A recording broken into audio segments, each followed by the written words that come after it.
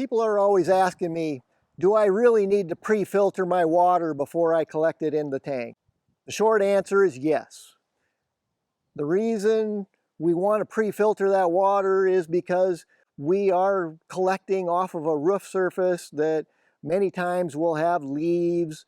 The birds will leave dry grasses on the roof, garbage sometimes. But all of that debris going into the gutter system is going to make it into our piping and head to our catchment tank.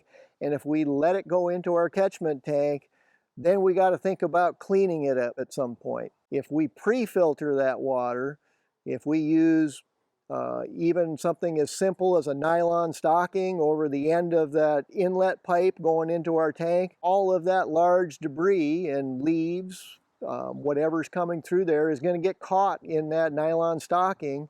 And by pre-filtering it out, it makes it much easier to just remove that stocking, take it out, put a new one on, and our catchment stays much cleaner that way.